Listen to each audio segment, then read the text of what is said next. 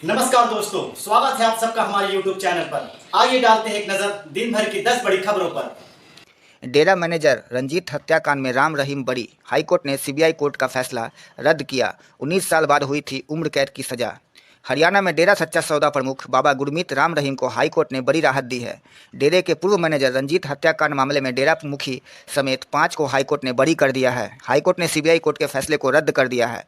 यह मामला 22 साल पुराना है। 19 साल बाद सीबीआई कोर्ट ने डेरा मुखी राम रहीम को दोषी करार दिया था। राम रहीम फिलहाल रोहतक की सुनारिया जेल में बंद हैं। कुरुक्षेत्र के रहने वाले रंजीत सिंह की 10 जुलाई 2002 को गोली मारकर हत्या कर दी गई थी। डेरा प्रबंधन को शक था कि रंजीत सिंह ने साध्वी यौन शोषण की गुमनाम चिट्ठी अपनी बहन से ही लिखवाई थी। पुलिस जांच से असंतुष्ट रंजीत सिंह के बेटे जगसीर सिंह ने जनवरी 2003 में याचिका में दायर कर सीबीआई जांच की मांग की थी। उसके बाद मामला सीबीआई को सौंपा गया था। अक्टूबर 2021 में डेरा मुखी समेत 5 आरोपियों को दोषी करार दिया गया था। इस मामले में 2007 में कोर्ट ने आरोपियों पर आरोप तय किए थे। हालांकि शुरुआत में इस मामले में राम रहीम का नाम नहीं था, लेकिन साल 2003 में जांच सीबीआई को सौंपी गई। फिर 2006 में राम रहीम के ड्राइवर खट्टा सिंह के बयान पर डेरा प्रमुख को शामिल किया गया। भीषण गर्मी और धधकती आग में जलते सरकारी नियम। इस भरी गर्मी में हर तरफ हाल बेहाल है। राजकोट के गेम जोन से लेकर दिल्ली के बेबी केयर सेंटर तक आग लगी हुई है।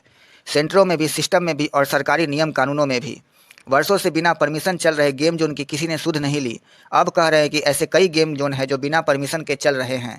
बेबी केयर भी बिना लाइसेंस के चलाए जा रहे हैं। जिसमें आग लगी वहाँ तो केवल 5 बच्चों को रखा जा सकता था, लेकिन इसके बावजूद इस सेंटर में 12 बच्चों को ठूंस ठूंस कर रखा गया था। तेज और भीषण गर्मी ने तमाम लापरवाहियों को उजागर कर दिया है। इस गर्मी में राजस्थान बुरी तरह तप रहा है। पिछले 5 दिनों में यहाँ लू लगने से 30 लोगों की मौत हो चुकी है। हालांकि प्रशासन और सरकार कुछ भी मानने को तैयार नहीं है। दरअसल सरकारें लोगों की इस तरह की मौत का कोई ना कोई दूसरा कारण ढूंढ कर ले आती है, मानती नहीं है। चाहे भूख से किसी की मौत हुई हो या गर्मी या ठंडक से। लू लगने से अगर किसी की मौत हुई हो तो इसे मानने में क्या दिक्कत है। अब लू किसी के सरकार ने तो लगाई नहीं है, ना ही सरकार ने सूरज को जाकर कहा कि इस वजह ज़्यादा तपो। फिर मानने में परेशानी क्या है। नौकरशाही हमेशा से ऐसी ही है। उसे किसी बात को मानने में इतनी तकलीफ क्यों होती है, कोई नहीं जानता। गनीमत है कि लोकसभा चुनाव का अब एक आखिरी दौर ही बचा है, वरना 45-48 डिग्री में कोई कैसे तो प्रचार करे, कैसे कार्यकर्ता घर घर पहुंचे। खैर, अब तक 486 लोकसभा सीटों पर मतदान हो चुका है। आखिरी दौर में 1 जून को केवल 57 सीटों पर मतदान होना है। अंतिम चरण के मतदान में क्या भाजपा जातियों का चक्रव्यूह तोड़ पाएगी। अपने आखिरी पड़ाव पर आ पहुंचे लोकसभा चुनाव में उत्तर प्रदेश में 7वें चरण में भारतीय जनता पार्टी के सामने जातियों की जटिल व्यूह रचना से निपटना हमेशा से मुश्किल रहा है। चाहे वो 2019 का लोकसभा चुनाव रहा हो या 2022 का यूपी विधानसभा चुनाव, भाजपा के सामने सबसे ज़्यादा दिक्कतें 7वें चरण की सीटों ने ही पेश की थी। इस बार भी हालात उससे उलट नहीं है, बल्कि विपक्षी इंडिया गठबंधन ने भाजपा के लिए राह आसान करती रही पिछड़ी जातियों में जबरदस्त सेंधमारी करते हुए मुश्किल हालात पैदा कर दिए हैं। 7वें चरण में उत्तर प्रदेश की जिन 13 सीटों पर मतदान होना है, उनमें वाराणसी, चंदौली, मिर्ज़ापुर, बलिया, गाजीपुर, घोसी, रॉबर्ट्सगंज, सलेमपुर, गोरखपुर, कुशीनगर, देवरिया, महाराजगंज और बांसगांव है। इनमें से वाराणसी से खुद प्रधानमंत्री नरेंद्र मोदी तीसरी बार चुनाव मैदान में हैं। 7वें चरण में लगभग सभी सीटों पर पिछड़ों और दलितों के मत निर्णायक हैं। इनमें रॉबर्ट्सगंज की सीट अनुसूचित जनजाति के लिए आरक्षित है, तो बांसगांव अनुसूचित जाति के लिए।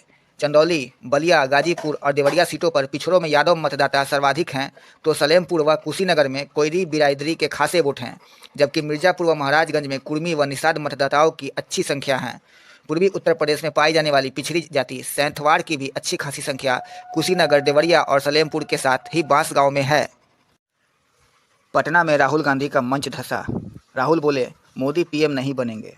राहुल गांधी ने 27 मई को बिहार में 3 सभाएं की।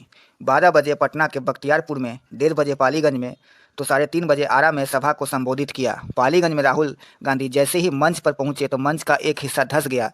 राजद कैंडिडेट मीसा भारती ने राहुल गांधी का हाथ पकड़कर उन्हें संभाला। थोड़ी देर में सुरक्षाकर्मी भी आ गए, लेकिन राहुल ने कहा, मैं ठीक हूँ। सभा को संबोधित करते हुए तेजस्वी यादव को बब्बर शेर बताया। उन्होंने कहा कि हिंदुस्तान में अमीर लोग अमीर होते जा रहे हैं और गरीब लोग गरीब। राहुल ने कहा कि हिंदुस्तान के प्रधानमंत्री ने 10 साल में कुछ नहीं किया। राहुल ने पीएम मोदी पर निशाना साधते हुए कहा कि ईडी से बचने के लिए कहते हैं, बड़े बड़े फैसले मैं नहीं परमात्मा लेते हैं। इससे पहले राहुल गांधी पटना के बख्तियारपुर में जनसभा की। उन्होंने करीब 18 मिनट का भाषण दिया। सभा को संबोधित करते हुए राहुल ने गारंटी दी कि इस बार मोदी पीएम नहीं बनेंगे। उन्होंने बताया कि एक इंटरव्यू में मोदी जी ने कहा था कि बड़े बड़े फैसले मैं नहीं लेता, परमात्मा लेते हैं। ये ऐसा ईडी से बचने के लिए कहते हैं। राहुल ने कहा कि कांग्रेस की सरकार बनने पर ईडी उनसे अडानी पर सवाल करेगी। उन्होंने कहा कि मोदी जी, आप लंबे लंबे भाषण देना बंद कीजिए, आप देश को बांटने की कोशिश मत करिए। आप सबसे पहले देश और बिहार के युवाओं को ये बताइए कि आपने देश में युवाओं को कितने रोजगार दिए, कितनी नौकरियां दी। आपने 2 करोड़ रोजगार की बात की थी, आपने एक युवा को भी नौकरी नहीं दी। नरेंद्र मोदी कुछ भी कहे, 4 जून के बाद इंडिया गठबंधन की सरकार बनने जा रही है। यह संविधान का चुनाव है। बीजेपी वालों ने कहा है कि इस संविधान को फाड़ कर फेंक देंगे। तेजस्वी ने बिहार के लोगों को रोजगार दिया। पूरे हिंदुस्तान में 30 लाख रोजगार हैं, वो देने का काम करेंगे। सेक्स स्कैंडल के आरोपी प्रज्वल रेवन्ना ने वीडियो जारी किया। कहा, मुझ पर लगे सभी आरोप झूठे, 31 मई को एसआईटी के सामने सरेंडर करूंगा। कर्नाटक में सेक्स स्कैंडल के आरोपी प्रज्वल रेवन्ना ने सोमवार को कहा, मैं 31 मई को एसआईटी के सामने पेश हो जाऊंगा। मेरे खिलाफ लगे सभी आरोप झूठे हैं। मुझे अदालत पर भरोसा है और विश्वास है कि मैं अदालत के जरिए झूठे मामलों से बाहर आऊंगा। प्रज्वल का यह बयान पूर्व प्रधानमंत्री एचडी देवगौड़ा और उनके दादा की गुरुवार 23 मई को दी गई चेतावनी के 3 दिन बाद आया। पूर्व प्रधानमंत्री ने कहा था कि वे भारत लौट आए और जांच का सामना करें। उन्होंने यह भी दावा किया कि इस मामले की जांच में उनके और उनके परिवार की तरफ से कोई दखलंदाजी नहीं की जाएगी। प्रज्वल के खिलाफ 3 महिलाओं के उत्पीड़न के 3 मामले दर्ज हैं। वे 26 अप्रैल को लोकसभा की वोटिंग के बाद जर्मनी चले गए थे, तब से उनका कोई पता नहीं है। प्रज्वल हासन लोकसभा सीट के जेडीएस के उम्मीदवार हैं। प्रज्वल ने कन्नड़ टीवी चैनल को भेजे एक वीडियो में कहा, नमस्कार, मैं सबसे पहले अपने माता पिता, अपने दादा कुमारस्वामी और अपनी पार्टी के कार्यकर्ताओं और राज्य के लोगों से माफ़ी मांगता हूं। मैं यह नहीं बता रहा हूं कि मैं कहां हूं। जब 26 को चुनाव हुए तो मुझ पर कोई केस नहीं था, तब कोई एसआईटी नहीं बनी थी। मेरी विदेश यात्रा पहले से तय थी, इसलिए मुझे यूट्यूब और समाचारों के माध्यम से इसके बारे में पता चला। फिर मेरे एक्स अकाउंट के माध्यम से मुझे एसआईटी का नोटिस भी दिया गया। पेश होने के लिए 7 दिन का समय है। भगवान और लोगों और परिवार के आशीर्वाद मुझ पर बना रहे। आने के बाद मैं यह सब खत्म करने की कोशिश करूंगा। मुझ पर विश्वास रखें। डायमंड हार्बर में टीएमसी के अभिषेक बनर्जी की राह हुई मुश्किल। डायमंड हार्बर का चुनाव इस बार फंस गया है। टीएमसी इसे आदर्श लोकसभा सीट बताती है, वहीं भाजपा ने इसे हिंसा की प्रयोगशाला कहा है। सीपीएम भी यही आरोप टीएमसी पर लगाती है। आम चुनाव 2024 के अब तक 6 चरण पूरे हो चुके हैं, लेकिन हिंसा की सबसे ज़्यादा खबरें बंगाल से आई हैं। इनके मुकाबले यूपी और बिहार में उतनी हिंसा नहीं हुई है। पहले यूपी और बिहार चुनावी हिंसा में सबसे आगे होते थे। टीएमसी प्रत्याशी पर एक तरह से 2019 के मुकाबले ज़्यादा वोट पाने की चुनौती है। अगर 2024 में अभिषेक ज़्यादा वोटों से जीत दर्ज करते हैं तो पार्टी में उनकी स्थिति और मजबूत होगी, क्योंकि तापस राय, अर्जुन सिंह और शिवेंदु अधिकारी के भाजपा में जाने की वजह से टीएमसी का सांगठनिक ढांचा लड़खड़ा गया है। तापस राय, अर्जुन और शिवेंदु अधिकारी अपनी संगठन खड़ा करने की क्षमता के लिए टीएमसी में मशहूर थे। डायमंड हार्बर टीएमसी का रणनीतिक गढ़ माना जाता है, क्योंकि विधानसभा चुनाव से लेकर अब तक अभिषेक बनर्जी ही सारे रणनीति का ताना बाना बुनते हैं। इसलिए इस सीट पर दांव ऊंचा है। अगर भाजपा यह सीट जीतती है तो इससे टीएमसी की आंतरिक राजनीति भी प्रभावित होगी। लेकिन अगर टीएमसी जीतती है तो अभिषेक बनर्जी का ममता बनर्जी का उत्तराधिकारी बनने के दावे पर पक्की मुहर लग जाएगी। अभिषेक जीते तो राज्य की राजनीति भी इस स्थिति से प्रभावित होगी। इसलिए भाजपा में डायमंड हार्बर में पूरी ताकत झोंक दी है।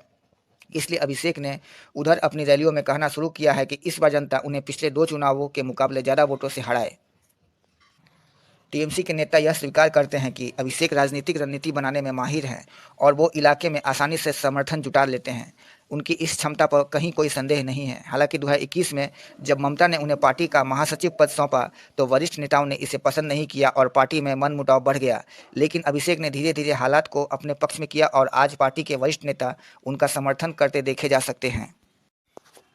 गाजीपुर चुनाव में मुख्तार अब भी जिंदा, भाई अफजाल के साथ सहानुभूति फैक्टर। यूपी की चर्चित लोकसभा सीटों में शामिल गाजीपुर पर देश भर की निगाहें हैं। यहाँ 2 बातें खास है। पहला, 40 साल बाद इस चुनाव में मुख्तार अंसारी नहीं है, लेकिन सबसे ज़्यादा चर्चा उन्हीं की है। मुख्तार के बड़े भाई और सांसद अफजल अंसारी सपा के टिकट पर चुनाव लड़ रहे हैं। वो मुस्लिम वोटों और सहानुभूति फैक्टर के भरोसे हैट्रिक लगाने की तैयारी में हैं। दूसरी, 40 साल से हर चुनाव लड़ते आ रहे मनोज सिन्हा इस बार मैदान में नहीं हैं। भाजपा ने पारसनाथ राय को टिकट दिया है। सत्ता और विपक्षी नेताओं की जनसभा से लेकर नुक्कड़ सभाओं तक मुख्तार अंसारी का नाम छाया है। पीएम मोदी और सीएम योगी बिना नाम लिए तो केंद्रीय मंत्री का नाम लेकर मुख्तार अंसारी की चर्चा कर रहे हैं। चुनाव में विकास, अग्निवीर, परिवर्तन, रोजगार, उद्योग समेत जातिगत मुद्दों की भी बात की जा रही है, लेकिन मुख्तार अंसारी फैक्टर सबसे ज़्यादा प्रभावी है। गाजीपुर में पीएम मोदी कहते हैं, पहले माफिया लाल बत्ती में घूमते थे। सपा के शहजादे ने कहा भी था कि माफिया की एंट्री पर रोक लगाएंगे, लेकिन उन्हीं को गोद में बैठाया। ये लोग पासी, नोनिया, यादव, बिंद, कुर्मी, पटेल सबका आरक्षण छीनने में लगे हैं। योगी कहते हैं, पर्सनल लॉ लागू कर महिलाओं को बाजार जाने से रोकने और बुर्का पहनने को मजबूर करना चाहते हैं। मोदी की गारंटी है कि भारत संविधान से ही चलेगा, शरिया कानून से नहीं। गाजीपुर में अखिलेश कहते हैं, भाजपा और बसपा अंदर ही अंदर मिले हुए हैं। 21% दलित वोटर्स को टारगेट करते हुए कहते हैं, आपकी जिम्मेदारी है कि अफजल को जिताएं। बंगाल में भाजपा के विज्ञापन पर सुप्रीम कोर्ट ने याचिका पर विचार करने से मना किया। सुप्रीम कोर्ट ने भी माना कि बंगाल में भाजपा के विज्ञापन आपत्तिजनक थे। लाइव लॉ के मुताबिक सुप्रीम कोर्ट ने 27 मई को कहा कि पहले ही नज़र में हम बता रहे हैं कि भाजपा के विज्ञापन अपमानजनक थे, इसलिए हम कलकत्ता हाईकोर्ट के आदेश में हस्तक्षेप नहीं करना चाहते। बंगाल भाजपा ने कुछ विज्ञापन टीएमसी के खिलाफ छपवाए थे, यह मामला उसी से संबंधित है। लाइव लॉ के मुताबिक सुप्रीम कोर्ट में जस्टिस जेके माहेश्वरी और जस्टिस केवी विश्वनाथन की वेकेशन बेंच ने कहा कि आप कह सकते हैं कि आप सर्वश्रेष्ठ हैं, लेकिन हम आगे कटुता को बढ़ावा देने के लिए अपना हाथ नहीं बढ़ाते। यह मतदान के हित में नहीं है। बेंच ने कहा, मुद्दे को तूल मत दो। इसके बाद भाजपा के वकील ने याचिका वापस ले ली। भाजपा के आपत्तिजनक विज्ञापनों को लेकर टीएमसी ने 4 मई को ही केंद्रीय चुनाव आयोग से शिकायत की थी। टीएमसी ने चुनाव आयोग को पत्र लिखकर बताया कि भाजपा ने बंगाल के कुछ क्षेत्रीय समाचार पत्रों में विज्ञापन दिया है जो अपमानजनक, झूठे थे और मतदाताओं से धार्मिक आधार पर वोट मांग की अपील करते थे। मध्य प्रदेश में मैजिक वॉइस ऐप से 7 आदिवासी लड़कियों से रेप, एसआईटी गठित हुई। मध्य प्रदेश में आर्टिफिशियल इंटेलिजेंस के गलत इस्तेमाल से 7 ट्राइबल लड़कियों के संग रेप कांड की जांच तेज हो गई है। जांच तेज होते ही पूरे कांड की परतें खुलने का क्रम भी तेज हो गया है। एक खबर तो यह भी है कि रेप की शिकार हुई महिलाओं की संख्या 2 दर्जन के पार हो सकती है। पूरे मामले में पकड़े गए 4 आरोपियों से पुलिस पूछताछ करने के साथ साथ शिकार लड़कियों की तलाश भी कर रही है। जांच में सामने आ रहा है कि आरोपी गरीब घर की लड़कियों को अपना निशाना बनाते थे। इसके पीछे उनका मकसद यही था कि शिकार लड़कियां मुंह ना खोलें। पूरा मामला बेहद सनसनीखेज, चौंकाने और मध्य प्रदेश राज्य को शर्मसार करने वाला है। बता दें, मध्य प्रदेश में सीधे जिले के मझौली थाना क्षेत्र में एआई आर्टिफिशियल इंटेलिजेंस के गलत उपयोग से कॉलेज जाने वाली 6 आदिवासी लड़कियों और एक लड़की की माइनर साथी के संग रेप करने की बात आरोपियों ने स्वीकार की है। पुलिस ने पूरे मामले में कुल 4 लोगों को पकड़ा है। मुख्य आरोपी ब्रिजेश प्रजापति है। उसकी आयु 35 साल के करीब है। पेशे से मजदूर है। पूर्व में जबलपुर में वह फैक्ट्री में काम करता था। शादीशुदा है। फैक्ट्री से काम छोड़ने के बाद उसे 3 लाख रुपए मिले थे। इस राशि से उसने महंगा स्मार्टफोन खरीदा था, कुछ पैसा घर दिया था, बाकी खुद पर उड़ा रहा था। मुख्य आरोपी की मददगार के तौर पर पुलिस ने राहुल प्रजापति, संदीप प्रजापति और लवकुश प्रजापति को भी पकड़ा है। तीनों आरोपियों का अभी विवाह नहीं हुआ है। पुलिस का कहना है कि आरोपी को यूट्यूब से आइडिया आया। उसने मैजिक वॉइस ऐप अपने मोबाइल पर डाउनलोड किया। इसके बाद लड़कियों को अपने साथियों की मदद से जाल में फंसकर एक के बाद एक शिकार बनाया। महिला की आवाज़ में आरोपी लड़कियों को फ़ोन करता था। तरीका एक ही होता था। स्कॉलरशिप राशि मंजूर हो गई है, मैडम के घर लड़की तुरंत आए, दस्तावेज साथ लाए, फॉर्म साइन करे। लड़की को मौके से लेने पहुँचने के लिए मैडम का लड़का बाइक से पहुँचेगा बताया जाता था। इजराइल की एयर स्ट्राइक, राफा में 45 लोगों की मौत। रिफ्यूजी शिविर पर हुआ हमला, मरने वालों में महिला और बच्चे। राफा के रिफ्यूजी कैंप पर हुए हवाई हमले में 45 लोगों की रविवार 26 मई की देर रात मौत हो गई और 200 से ज़्यादा घायल हैं। मरने वालों में ज़्यादातर बच्चे और महिलाएं हैं। फिलिस्तीनी स्वास्थ्य मंत्रालय का दावा है कि ये हमला इजराइल ने किया है। हमले में दर्जनों लोग घायल भी हुए हैं। CNN की खबर के मुताबिक गाजा के अधिकारियों और फिलिस्तीन रेड क्रिसेंट सोसाइटी ने कहा, हमला रिफ्यूजी कैंप पर हुआ। अधिकारियों ने बताया कि इजरायली कब्जे वाले इस क्षेत्र को सेना ने सेफ जोन घोषित किया था, लेकिन जब विस्थापितों को यहां रखा गया तो हमला कर दिया गया। वहीं इजराइल डिफेंस फोर्स ने हमले की पुष्टि की और कहा कि उसने राफा में हमास कंपाउंड पर हमला किया, जिसमें कुछ समय पहले हमास के आतंकवादी काम कर रहे थे। IDF में यह भी कहा कि हमले के बाद लगी आग के कारण कई नागरिकों को नुकसान पहुंचा है, जिसकी जांच की जा रही है। रविवार 26 मई को ही हमास की अल कासिम ब्रिगेड ने इजराइल की राजधानी तेल अवीव में बड़ा मिसाइल हमला किया था। हमास की रक्षा शाखा अल कासिम ब्रिगेड ने कहा था कि इजरायली नरसंहार के जवाब में ये कार्रवाई हुई है। बाद में इजरायली सेना ने भी माना कि राफा में 8 रॉकेट दागे गए थे। रॉयटर्स की रिपोर्ट के मुताबिक इसे जनवरी के बाद से इजराइल पर हमास का पहला बड़ा हमला माना जा रहा है। हमास अल अक्सा टीवी ने बताया कि रॉकेट हमले गाजा पट्टी से किए थे। रिपोर्ट के मुताबिक इजरायली सेना ने संभावित हमलों की चेतावनी देते हुए कई शहरों में सायरन बजाया था। अब तक के लिए बस इतना ही। ऐसे ही और वीडियो के लिए बने रहिए हमारे साथ। अगर आपको हमारा ये वीडियो पसंद आया तो प्लीज लाइक एंड सब्सक्राइब जरूर करें और हाँ, कमेंट्स में अपनी राय देना ना भूलें। आपकी राय हमारे लिए बहुत ही महत्वपूर्ण है। धन्यवाद।